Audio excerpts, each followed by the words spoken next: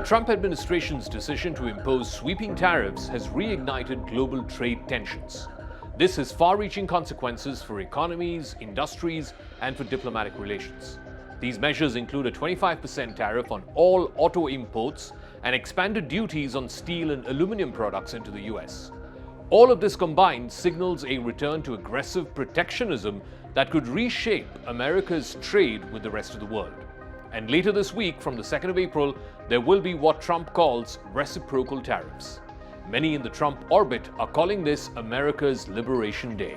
It goes into effect April 2nd. We start collecting on April 3rd. We're going to make it all countries, and we're going to make it very lenient. I think people are going to be very surprised. It'll be, in many cases, less than the tariff that they've been charging us for decades. President Trump's latest tariff regime targets varying levels of severity. Canada and Mexico, America's closest trading partners, face 25% tariffs on all imports.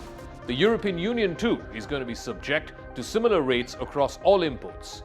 China, which is a perennial focus of Trump's trade tactics, will see a 20% tariff on all its exports to the US, alongside the elimination of de minimis treatment for smaller shipments. Steel and aluminum tariffs have also been added to 25% on all imports into America. These measures are all intended to protect American industry, but it comes at the cost of higher consumer prices and strained diplomatic ties. The auto industry stands out as one of the most heavily affected sectors because of the Trump tariffs. The 25% tariffs on imported vehicles and auto parts is expected to add thousands of dollars to the existing price of cars that are manufactured outside of the US. This policy disproportionately impacts middle-class consumers, as many affordable car models are produced abroad and imported into the US. Automakers have already begun shifting a large part of their production lines to mitigate these costs. General Motors has already accelerated its move with manufacturing electric vehicles domestically in the US. What we're going to be doing is a 25% tariff on all cars that are not made in the United States. If they're made in the United States, there's absolutely no tariff. We start off with a 2.5% base, which is what we were at, and we go to 25%. The financial markets have responded negatively to the announcement of these auto tariffs, particularly in sectors that are directly impacted by these new duties. Auto stocks have declined significantly since the month of February, reflecting investor concerns about rising costs and reduced consumer demand. Dealers have also begun stockpiling inventory ahead of the tariffs implementation starting 2nd of April, leading to temporary surges in imports. In addition to market volatility, consumers are also bracing themselves for higher prices. The tariffs on steel and aluminum will increase production costs for almost all industries, from construction to electronics. Economists predict inflationary pressures as companies pass on these costs to consumers, further straining household budgets. While tariffs dominate the headlines, Trump has also intensified his criticism of non-tariff barriers, or NTBs. Now, Trump views these NTBs as covert protectionist measures employed by other countries.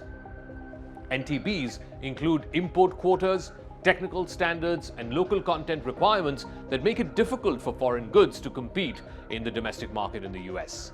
For example, India has historically used NTBs when it comes to high dairy import duties, as well as stringent certification requirements for agricultural products, as it tries to shield its domestic industry.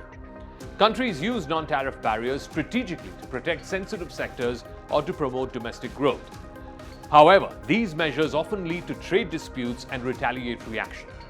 Trump's focus on non-tariff barriers reflects his broader goal of leveling the playing field for American exporters by dismantling what he perceives as unfair trade practices. India has found itself at the center of Trump's tariff campaign because of its high import duties in certain sectors. Last week, there were 3 days of talks between US representatives led by Brendan Lynch and Indian Commerce Ministry officials, with the aim of addressing these issues while at the same time trying to avert a full-blown trade war. Progress has been made in several areas, including mutual recognition of agricultural and pharmaceutical standards, as well as the establishment of a framework for clinching a bilateral trade agreement later this year. India is one of the highest tariffing nations in the world. You know that. I know. Thank you for shaking your head, but it's brutal. It's brutal. They're very smart, and he's a very smart man and a great friend of mine, actually. And we had very good talks. I think it's going to work out very well between India and our country. Very, very well. And I want to say you have a great prime minister. Significant disagreements are still unresolved between Delhi and Washington. The US has demanded greater access to India's dairy market as well as its medical devices sector. These are areas where India has traditionally maintained higher barriers. Meanwhile, India is seeking exemptions from Trump's new tariffs by offering concessions in other areas like reducing motorcycle import duties on Harley-Davidsons and reducing duties for bourbon whiskey. India faces an uphill battle in securing exemptions from Trump's tariffs before they kick in on the 2nd of April. While both sides have expressed optimism about reaching a deal by the fall of 2025, contentious issues like agricultural market access could derail these negotiations. India is hoping that its willingness to cut tariffs on certain goods will appease Trump's administration without compromising its domestic industry. The stakes are high for both countries. For India, avoiding these tariffs are crucial to protecting its export-driven sectors like textiles and engineering goods. For the United States, maintaining strong trade relations with India aligns with its broader geopolitical goal, that is to counter China's growing influence in the Indo-Pacific. The clock is literally ticking for both Washington and for Delhi.